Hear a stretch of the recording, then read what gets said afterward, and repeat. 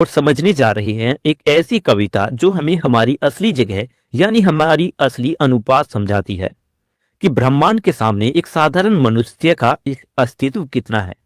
यह कविता सिर्फ कविता नहीं है, यह हमारे मन में बैठे अहंकार को झंझोर कर रख देती है। हम सोचते हैं कि हम बड़े हैं, शक्तिशाली हैं, पर कवि यह बताते हैं कि इस असीम ब्रह्मांड के सामने हम एक छोटे से कण के बराबर भी नहीं हैं। कविता का नाम है आदमी का अनुपात और रचनाकार हैं गिरिजा कुमार माथुर। चलिए शुरू करते हैं। हर पंक्ति को बहुत आसान, सुंदर और गहराई से समझते हैं। लिखा है, दो व्यक्ति कमरे में, यानी कवि बहुत छोटे दृश्य से शुरुआत करती है कि एक कमरे में दो व्यक्ति बैठे हैं। यह सबसे छोटा दायरा है, दो आदमी एक कमरे के अंदर। अगली पंक्ति है, कमरे से छोटे, यानी जो है दो व्यक्ति जो कमरे के अंदर बैठे हैं, ये दोनों व्यक्ति कमरे से भी छोटे हैं। कमरा बड़ा है और आदमी छोटे, यानी मनुष्य हमेशा किसी बड़े ढांचे का हिस्सा होता है। आगे पंक्ति लिखी है, कमरा है घर में। अब यह कमरे की बात आ जाती है। वह दो व्यक्ति जो एक कमरे के अंदर बैठे हैं, यह कमरा एक पूरे घर के भीतर स्थित है, यानी धीरे धीरे अब दायरा बड़ा होता जा रहा है। घर है मोहल्ले में। अब पूरा घर, जिस घर के अंदर एक कमरे में दो व्यक्ति बैठे हैं, वह घर, पूरा घर एक मोहल्ले का हिस्सा है, यानी व्यक्ति की ये दुनिया और ज्यादा फैल गई। मोहल्ला नगर में। अब वह घर जो मोहल्ले में था उसका भी दायरा बढ़ गया है। मोहल्ला है किसी नगर में, यानी मोहल्ला किसी नगर में आता है। अब आकार और बढ़ता जा रहा है। नगर है प्रदेश में, यानी नगर भी अब अकेला नहीं है, वह भी एक प्रदेश का हिस्सा है। प्रदेश कई देश में, एक देश में अनेक प्रदेश शामिल है। अब आदमी का स्थान और छोटा होता जा रहा है और जगह का दायरा बढ़ता जा रहा है, और आदमी का जो जगह है वो कम होती जा रही है। आगे लिखा है, देश कई पृथ्वी पर, यानी पृथ्वी पर कई देश है। हमारा देश भी अनेक देशों में से केवल एक देश है, और उसी देश के अंदर एक प्रदेश में, प्रदेश के एक नगर में, नगर के एक मोहल्ले में, मोहल्ले के अंदर एक घर में, और घर के अंदर एक कमरे में, एक कमरे के अंदर दो आदमी बैठे हुए हैं। आगे लिखा है, अनगिन नक्षत्रों में। अनगिनत नक्षत्रों में मतलब अब कभी पृथ्वी के ऊपर निकलते हैं, पृथ्वी से बाहर आ चुके हैं। यहाँ कहते हैं आकाश में अनगिनत नक्षत्र है, अनगिनत तारे हैं और अनगिनत ग्रह हैं। पृथ्वी एक छोटी, यानी इतने नक्षत्रों, इतने तारों, इतने ग्रहों के बीच हमारी पृथ्वी बहुत छोटी है। करोड़ों में एक ही, कि ब्रह्मांड में करोड़ों ग्रह हैं, पृथ्वी केवल उनमें से एक है। और हम जिस धरती को इतना बड़ा मानते हैं वह असल में करोड़ों करोड़ों अरबों नक्षत्रों, तारों और ग्रहों में से एक है। सबको समेटे है परिधि नभ गंगा की। नभ गंगा अर्थात आकाश गंगा। यह आकाश गंगा यानी यह गैलेक्सी अपनी सीमा से अनगिनत तारों और ग्रहों को समेटे हुए है। हमारा सौर मंडल भी इसमें से एक छोटा सा बिंदु है।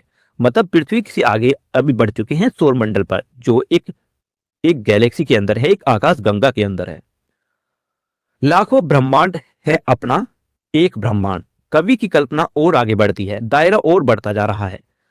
शायद ऐसे लाखों ब्रह्मांड है। कवि कह रहे हैं कल्पना करते हुए कि जिस ब्रह्मांड में हम रहते हैं ऐसे ही लाखों ब्रह्मांड हो, और हम यह ब्रह्मांड और हमारा यह ब्रह्मांड भी उनमें से सिर्फ एक हो। हर ब्रह्मांड में कितनी ही पृथ्वियां, कितनी ही भूमियां, कितनी ही सृष्टियां। इन पंक्तियों का मतलब है कि हर ब्रह्मांड में शायद अनेक पृथ्वी हो, कि हमारा एक ब्रह्मांड है और हमारे ब्रह्मांड जैसे बहुत सारे ब्रह्मांड है, और हो सकता है कि हर ब्रह्मांड में शायद अनेक पृथ्वी हो, अनेक भूमि हो, अनेक प्रकार की सृष्टि हो। यानी हमारा अस्तित्व अद्वितीय नहीं बल्कि अनगिनत संभावनाओं में से एक है। मतलब बहुत सारे जीव शायद और ब्रह्मांड में जी रहे हो, यानी हम शायद अकेले अकेले हैं, ये जरूरी नहीं। यह है अनुपात आदमी का विराट से।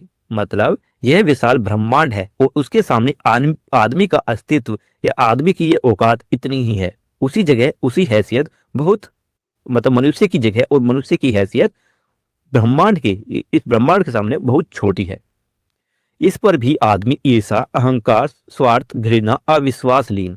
मतलब इतना छोटा होने के बावजूद अभी हमने देखा कि मनुष्य और ब्रह्मांड के बीच कितना बड़ा दायरा है, कि पूरे ब्रह्मांड के मुकाबले इंसान एक कण के बराबर भी नहीं है। फिर भी इतना छोटा होने के बावजूद आदमी ईर्ष्या में डूबा हो रहता है, अहंकार में जीता है, स्वार्थ में डूबता है, नफरत और अविश्वास से भरा रहता है।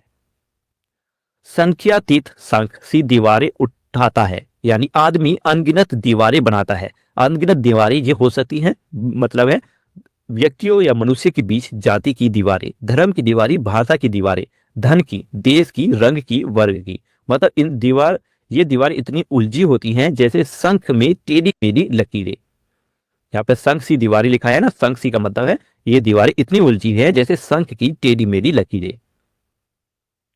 अपने को दूजे का स्वामी बताता है, अर्थात इस इन दीवारों के कारण आदमी खुद को दूसरों का मालिक मानने लगता है, यानी वह खुद को श्रेष्ठ मानता है, दूसरों को अपने से छोटा। यही अहंकार मनुष्य को बांट देता है, लोग अलग अलग वर्ग में बढ़ जाते हैं। देशों की कौन कहे, मतलब यहाँ पर कवि कहना चाहते हैं कि देशों के बीच की लड़ाइयां, युद्ध, सीमाएं तो ये तो बहुत बड़ी बातें हैं। कवि कह रही हैं अब देश की बात छोड़ो, इससे भी छोटी बात सुनो। एक कमरे में दो दो दुनिया रचता है। अब मतलब कहने का मतलब है कवि का कि देश में तो बहुत बड़ी लड़ाइयाँ होती हैं, युद्ध होती हैं सीमाओं को लेकर, पर अब ये तो बहुत बड़ी बात होगी, हम छोटी दायरे पर आते हैं। एक कमरे के अंदर दो दुनिया रचता है, मतलब जिस कमरे की से हमने शुरुआत की थी जिसमें दो व्यक्ति बैठे हुए थे, अब कभी घूम फिर कर वहीं पर आ जाती हैं कि वे दो व्यक्ति जो एक कमरे के अंदर बैठे थे, आदमी इतना छोटा है फिर भी एक कमरे की में ही रहने वाले दो लोग दो अलग अलग दुनिया बना लेते हैं। यानी मन की दूरी इतनी है कि एक छोटा सा कमरा भी दो हिस्सों में बढ़ जाता है, यानी दो लोगों के बीच भी प्रेम नहीं रहता, दो लोग भी अपनी अलग अलग दुनिया रच लेते हैं, अहंकार, ईर्ष्या और घमंड के कारण। तो दोस्तों हमने यह कविता में हमने यह सीखा कि जब हमारा अस्तित्व पूरे ब्रह्मांड के सामने एक कण से भी छोटा है तो हम अहंकार क्यों रखें, हम नफरत क्यों करें, हम दूसरों को अपने से छोटा क्यों समझें। अगर हम अपनी असली जगह समझ ले तो हम प्रेम, विश्वास और विनम्रता से जीना सीखेंगे। यही इस कविता का सबसे बड़ा संदेश है। तो यह कविता यहीं पर खत्म होती है। इस कविता का इस कविता का एक्सप्लेनेशन आपको कैसा लगा, इस बारे में वीडियो के कमेंट में लिखकर जरूर बताएं। मिलती है नेक्स्ट वीडियो में, तब तक के लिए बाय बाय।